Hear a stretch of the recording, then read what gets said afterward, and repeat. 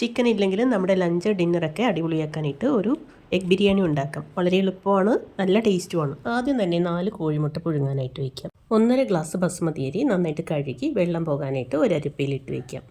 ഇനി ഒരു കുക്കർ ചൂടാക്കിയിട്ട് അതിലേക്ക് നെയ്യ് ചേർത്ത് കൊടുക്കാം. ഞാനിപ്പോൾ 1 ടേബിൾ സ്പൂൺ നെയ്യാണ് ചേർക്കുന്നത്.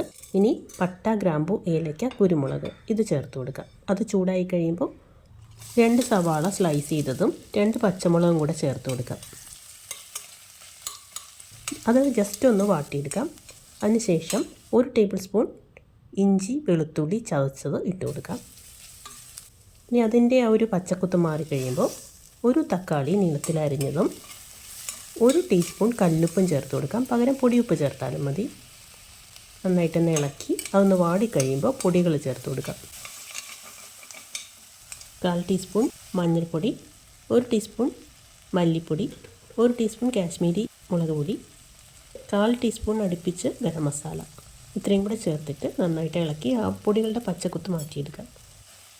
ഈ പൊടികൾ കരിഞ്ഞു പോകാതിരിക്കാൻ ഞാൻ 1 ടേബിൾ സ്പൂൺ നെയ്യ് കൂടെ ചേർക്കുവാണ്. നെയ്യ്ക്ക് പകരം സൺഫ്ലവർ ഓയിലായാലും മതി.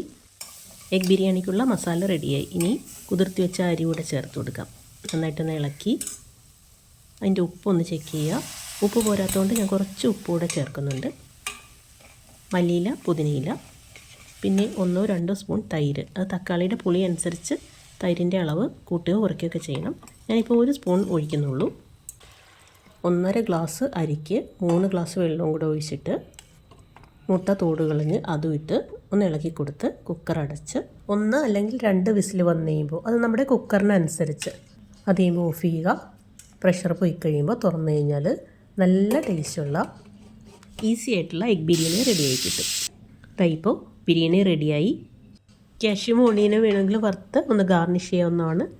ഞാൻ 1/2 ടീസ്പൂൺ നെയ്യ് കൂടെ ഇതിലൊന്ന് ചേർത്ത് കൊടുക്കുവാണ്. കാഷ്യൂ ഒന്നും വറുത്തിടുന്നില്ല. നന്നായിട്ട് ഇളക്കി കഴിഞ്ഞാൽ വിളമ്പാം. ഇതിന് കൂടെ സെർവ് ചെയ്യുന്നത് പിക്കിളും സാലഡുമാണ്. സിമ്പിൾ സാലഡാണ്.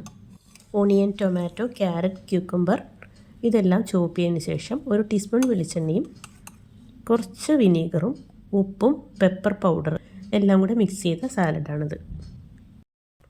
അപ്പോൾ എൻ്റെ ഈ വീഡിയോ ഇഷ്ടപ്പെട്ടു എന്ന് വിചാരിക്കുന്നു. Thanks for watching.